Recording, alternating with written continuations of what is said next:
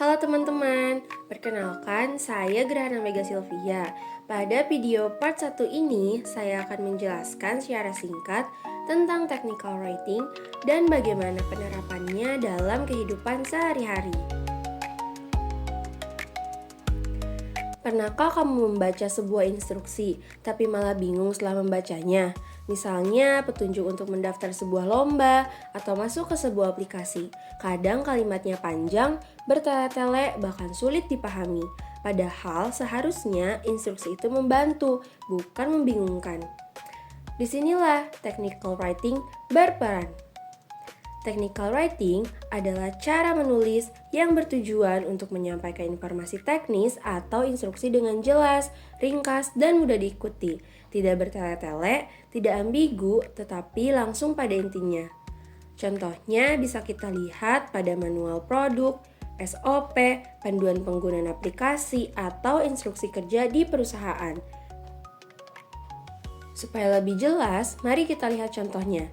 Kita akan membandingkan instruksi yang ditulis dengan buruk dengan instruksi yang ditulis menggunakan technical writing.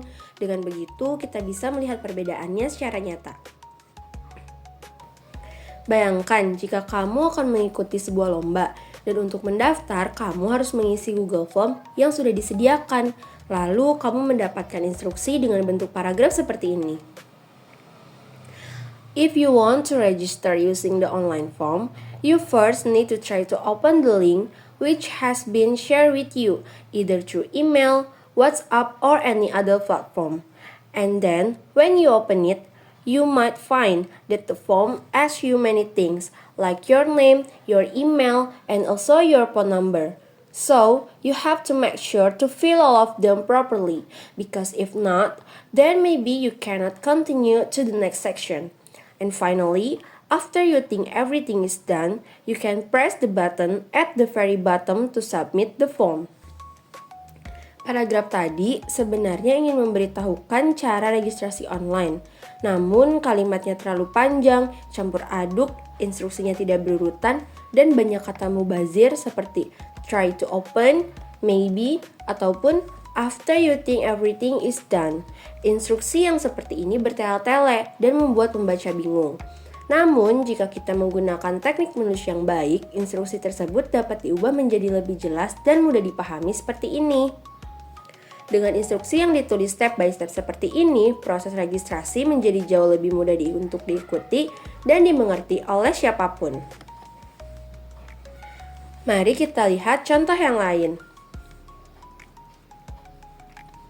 Bayangkan jika kamu akan masuk ke akun Gmail dan kamu diberi petunjuk untuk login, tetapi petunjuknya ditulis dengan cara yang sangat rumit seperti berikut ini. In order to log into your account, first you have to make sure that your computer or your smartphone is already on and connected to the internet. And then you might want to look for the Gmail website or application. And if you cannot find it, you can search it on Google. And after that, when the login page appears, you should type in your email address correctly and also remember to put the password in the right box. Because if you don't, then it won't work. And finally, you can just press the button so that hopefully you can enter your account. Kalau diperhatikan, paragraf ini berusaha menjelaskan proses untuk login. Tetapi kalimatnya bertele-tele, terlalu panjang, dan bercampur antara langkah satu dengan yang lain. Ada juga kata-kata yang tidak perlu, seperti might want to atau hopefully. Akibatnya, pembaca tidak mendapatkan instruksi yang jelas. Sekarang, perhatikan bagaimana instruksi yang sama bisa ditulis dengan lebih singkat dan terstruktur. Versi ini jauh lebih sederhana, langkah-langkahnya jelas, urut, dan mudah diikuti. Inilah contoh nyata bagaimana technical writing mampu mengubah instruksi yang membingungkan menjadi panduan yang praktis. Itulah pentingnya keterampilan ini dalam komunikasi sehari-hari maupun di dunia kerja. Terima kasih sudah menyimak.